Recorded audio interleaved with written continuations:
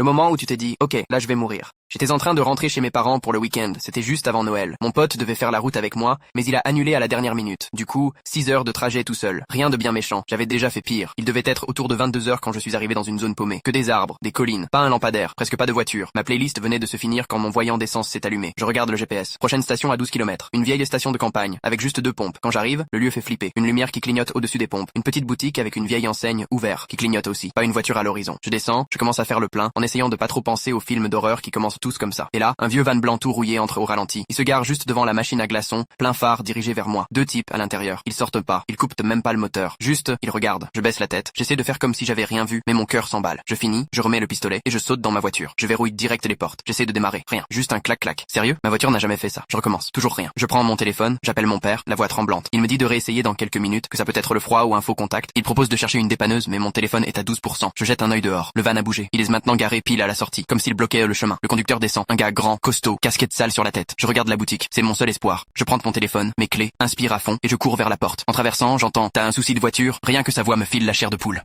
J'ignore. Je tape à la porte comme une folle. Un vieux monsieur derrière le comptoir lève les yeux, me voit, regarde vite le van. Il vient direct ouvrir.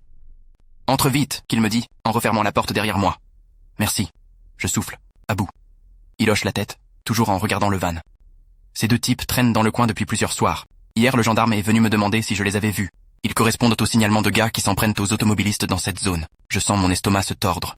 Ma voiture démarre plus. Il me demande si j'ai un téléphone. Presque plus de batterie. Il me tend celui du magasin. J'appelle un dépanneur. Ils peuvent pas venir avant le matin. Super. Le vieux monsieur s'appelle Gérard. Il me dit que son fils est gendarme, qu'il termine dans 30 minutes et qu'il l'a déjà prévenu. Ça me rassure un peu.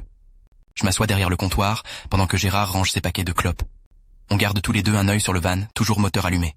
20 minutes plus tard, les lumières clignotent. 1 fois, 2 fois. Puis tout s'éteint. Le noir total. Câble dehors sûrement, murmure Gérard en sortant une lampe de poche.